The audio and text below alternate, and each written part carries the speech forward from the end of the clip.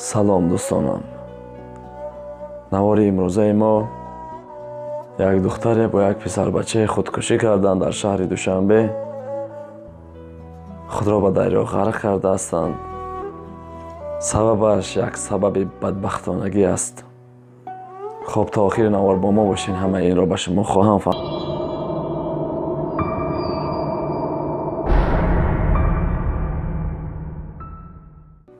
дар Душанбе як духтар ва як писаре дасти ба худкушӣ заданд ки дӯсти мо Қори Мирзо Маҳмудҷон инро қисса кардааст ва мо ҳам хостем баҳри бародарони худ бирасонем.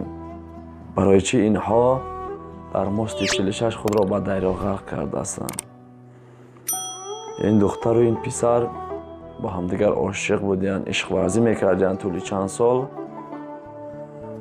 вақте ки хонаводаи писар ба хонаводаи духтар осақолӣ равон мекунад падару модарашро, хонаводаи духтар розӣ намешавад. ин писар чанд бор равон мекунад, хонаводаи духтар розӣ намешавад. духтар тоқат намекунад, худро бурда аз ҳамон мости 46 мегӯянд ба дарё мепартояд. вақте ки писар ин воқеаро мефаҳмад, ин писарам рафта аз ҳамон ҷо худро ба дарё ғарқ мекунад, яъне ки дасти ба худкушӣ мезанад.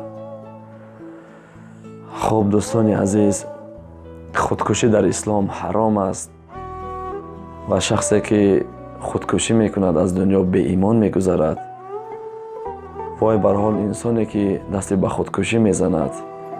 ин ҷавон ва ин духтар ҳам аз дунё беимон гузаштаанд, чунки аз рӯи нофаҳмӣ, аз рӯи беақлӣ дасти ба худкушӣ заданд. худованд пасмондаро ҳидоят кунад. ба ҳамон падарону модароне ки имрӯз фарзандони худро нигоҳ намекунед, ошиқӣ мекунанд, аз оне ки онҳоро ҷудо мекунед ба ҳамдигар расонед беҳтару хубтар аст. вақте ки онҳо бо ҳамдигар ошиқ ҳастанд, ҳамдигарро дӯст медоранд, вақте шумо бо онҳо наметиен ё худкушӣ мекунад.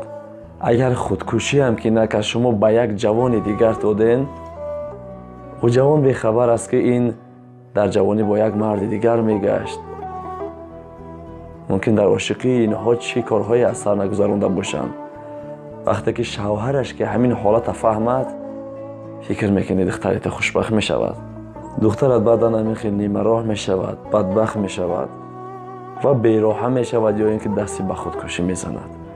аз оне ки онҳоро ҷудо мекунед, вақте медонед ки онҳо ошиқ ҳастанд, ҳамдигарро дӯст медорад, аз оне ки онҳоро ҷудо кардан ба ҳамдигар бирасонед. гуноҳи кардан байни ҳамдигаршон, боз ҳамдигаршон гиранд хубтару беҳтар аст, аз оне ки ӯро ба як марди дигар метиҳед. баъд кӣ месӯзад? боз худатон месӯзед. анаме ки худатонро шарманда мекунад. замонаро бибинед, мардҳо аз худо наметарсанд.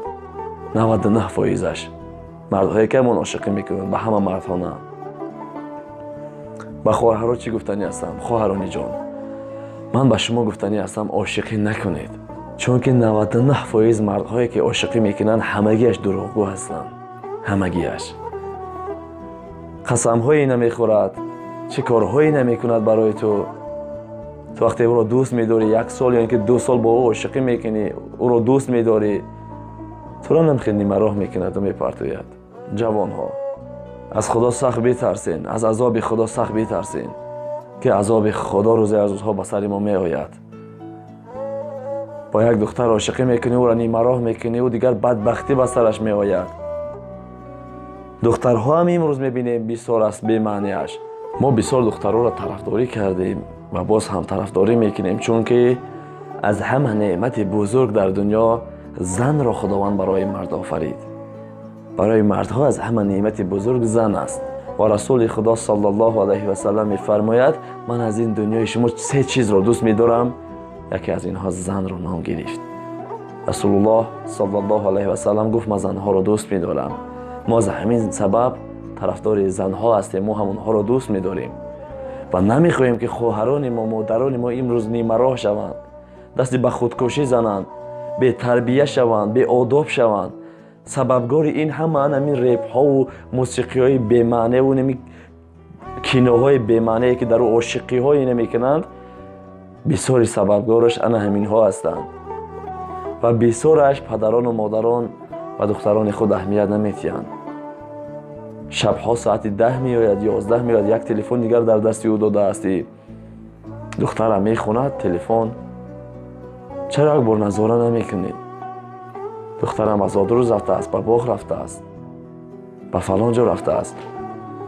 با اون جایها می رود، یک پسر قد شناس می شود، بعد عاشقی میکنند و نمی اولاد رشد میزنند. خواهران عزیز، من به خاطر خدا برای شما میگویم عاشقی نکنید که 99% مردها دروغگو هستند. شما را فریب میکنند، نیمراه میکنند، بعد هم خیلی بدبخت میشوین، دیگر زندگی حلال هم میبینید. خود چگونه باشید همون خیلی زن نصیبت میگردونه خداوند. ای مردها، ای جوانها، آیا میخواهی به مثل خودت خداوند زن نصیبت کند؟ آیا تو همین میخواهی؟ خودت در حیات چگونه رفتار داری؟ یعنی که خود در حیات چگونه هستی؟ یعنی زیناکار هستی؟ با دخترها معیشت میکنی؟ میخواهی که خداوند همون خیلی زن معیشت کردگی را در تو نصیب کند؟ نمیخواهی؟ فراموش مکن خداوند انا همون خیلی زن را به تو نصیب میکند. فدای خدا است. اگر خواهی زنی با تربیه، خواهی زنی قرآن خوان، خودت قرآن خوان شو، خودت با تربیه شو. بعد امروز ها میگویند عیب زنها است. عیب زنها نیست، عیب مردها است. من 100% میگویم عیب مردها است. مثال میاریم، تو در یک جا نشسته، یک دختر به تو گپ میپرتوید. اگر تو قبول نکنی همون دختر تو رو مجبور نمیکند که. اگر مجبورم کرد میخیزم یک گپ خوبش میگم، تمام. اما چیست؟ شیطان در دلت است. فراموش مکن دوستی من. چگونه ای باشه خداوند همون خیلی زن به تو نصیب میکند. امروز ها نگین زنی فلانی رفت زنا کرد. امروز ها در اینترنت بسیار است که زنی فلانی رفت با فلان مرد زنا کرد. یک بار همون مردش شیند و فکر کند که آیا همون خودش چگونه بود در حیات، با یگان زن زنا کرده است. قصه را به شما میرسونم، این واقعیت شده است. یک وزیر یک پسر بچه را به غلامی میگیرد تا اینکه در کار و بار زندگی به همسرش یاردم کند. میگه این پسر بچه بسیار خدا ترس بود، 5 وقت نماز خود را میگذاشت. این وزیر میگه طول چند سال این پسر بچه را غلامی خود کرد و بسیار چیزها را از این آموخت همسرش. وزیر میگه وقتی که به کار میرفت میومد، از بین چند سال گذشته بود، میگه یک دختره که دیگر در کار گرفته بود در جای کارش، روز در اتاق نشسته است، آن دختر را دعوت میکند به اتاق خود و میخواهد که با او همخوابگی کند و مجبور میکند لباسهای همون هم میخواهد که بکند. این دختر داد زده از اتاق بیرون میشود. وقتی وزیر این دختر را از دست میتید، نمیتواند با این زنا کرده، خیلی عصبانی میشود و به خانه برمیگردد. داخل خانه میشود، میبیند غلام نیست، با همسرش گریه دارد، روی خودش رو کنده است. گفت همسر جان با تو چی شد؟ همسرش گفت این غلامی که چند سال با ما بود، خدا ترس بود، 5 وقت نماز میگذاشت، میگه امروز خواست که با من زنا کند، خواست لباسهای مرا در تنم کند و من از ته دست این گریختم و این غلام گریخته رفت. وزیر گریه میکند، به خودش میگوید خوب شد که با اون زن همخوابه نشدم، با اون زن زنا نکردم، وگرنه همسرم رو زنا میکردند.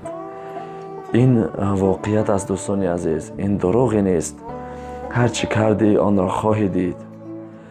والله علم در زمان عبدالله ابن عمر است یا عبدالله ابن عمر، فراموش کردم، میگه یک رفیقش روزی میبینش که به خونه یک زنی در آمده ایستاده است، عبدالله ابن عمر است یا عبدالله ابن عمر، والله علم.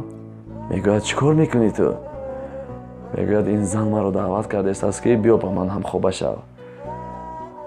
میگه عبدالله ابن عمر گفت ای برادری جان، این کار رو نکن، این کار تو خیلی کاری بد است. از خواهرت، از همسرت میبینی میگه خنده کرد، خندید و گفت من نه خواهر دارم نه همسر. خنده کرد و میگه در اومد با اون زن زنا کرد و بر اومد. میگه خوشحال به سوی خانه آمده است بود. وقتی داخل خانه شد میگه می در این خانه که میبیند یک مرد با مادرش زنا کرده است. شما فراموش نکنین اگر خواهر نداشته باشین، اپا نداشته باشین، همسر نداشته باشین، از مادرت میبینی، از همسرداشت یا از همسرت یا از دخترت میبینی. از خدا بی‌ترس برادری عزیز. حالا هم وقتی توبه است. درباره زنا بسیار قصه ها هست. اگر من اینها رو نقل کنم چندین نهار خواهد شد. یک نقطه بس است اگر شغور است، ورنه چو چراغ و پیش کور است. برای آدمی با فهم یک کلمه بسنده است و به جوانها گفتنی هستم دست به خودکشی نزنید، چون که از دنیا به ایمان میگذرید. این دنیای خود که سوزاندی باز آخرت خودت نسوزان. حالا هم تو جوان هستی، وقتی توبه تو است. تو توبه که 5 وقت نماز تا بخوان، قرآن تا بخوان، خداوند بهترین شوهر را به تو نصیب میکنه. میگه اگر دوست داشته تا گرفته نداشتی، گرفته تا دوست میداری. شخصی تو دوست میداشتی اما گرفته نتونستی، دستی به خودکشی نزن، چون که وقت شخصی رو میگیری او را دوست میداری یا فراموش میکن. خب دوستان عزیز، در حق دوستاتان صدای امید با دعا باشین، چون که بیمار هستیم. عذر زیاده کرده در یگان جای نوار خطا کرده باشیم. خیلی بیمار هستیم، سرمان در جایش نیست. نمیدونم در اینجا چی سخنها زده باشم. اگر یگان جا خطا کرده باشم از همه شما عذر میخواهم. چیزی که در چشممون میبینید چشممون بیمار است. با دکترم رفتیم گفتن به اچکی نگرد، چون که از در پیشم فرماندگی است، در چشمون هم ضرر دارد و در آفتاب هم ممکن نیست. خب دعاگو باشین که دوستاتون صدای امید شفا بیاورد. انشاءالله سوسیال اکسپریمنت، یعنی که سنجش های داریم در شهرهای کولاب و دیگر ناحیه ها، یعنی که خوجان، همه شهرها انشاءالله میرویم. همه شهرهایی که دوستانی من خواهش کرده هستند، همه اینها رفته سنجش ها میگذرونیم به خواست خداوند تا نوارهای آینده. خداوند یار و مددگاری هر یکی ما و شما باشه.